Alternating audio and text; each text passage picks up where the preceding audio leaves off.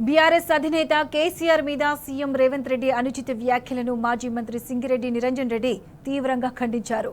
అధిష్టానం నమ్మకం కోల్పోయినప్పటికీ అడ్డగోలు మాటలు మాట్లాడుతున్నాడని ఫైర్ అయ్యారు. సీఎం రేవంత్ రెడ్డి అధికారం కోసం ఇచ్చిన హామీలు అమలు చేతగాక ప్రజల ముందు జీరో అయ్యాడన్నారు. అనుకోకుండా వచ్చిన అధికారం నిలబెట్టుకోవడం కోసం బీజేపీతో అంటకాగుతున్నాడని అన్నారు.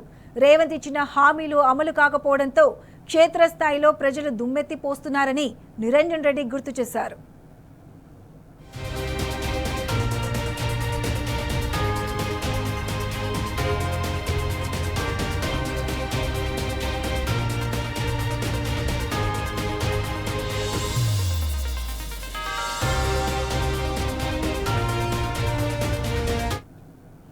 అటు రేవంత్ వ్యవహార శైలి నచ్చక అటు అధిష్టానం దగ్గరకు రానివ్వడం లేదన్నారు మాజీ మంత్రి నిరంజన్ రెడ్డి.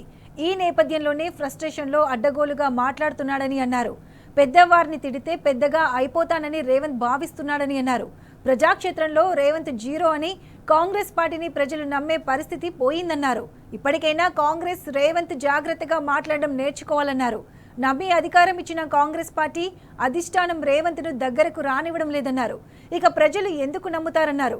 రాష్ట్రంలో కాంగ్రెస్ పార్టీని రేవంత్ రెడ్డిని ప్రజలు వెంటిలేటర్ మీద పడుకోబెట్టారని, తులసి తీర్థం పోసే సమయం కోసం ఎదురు చూస్తున్నారని నిరంజన్ రెడ్డి ఆగ్రహం వ్యక్తం చేశారు. 15 నెలల కాంగ్రెస్ పాలనతో రాష్ట్రంలో కాంగ్రెస్ భూస్థాపితం అయినట్లేనని అన్నారు.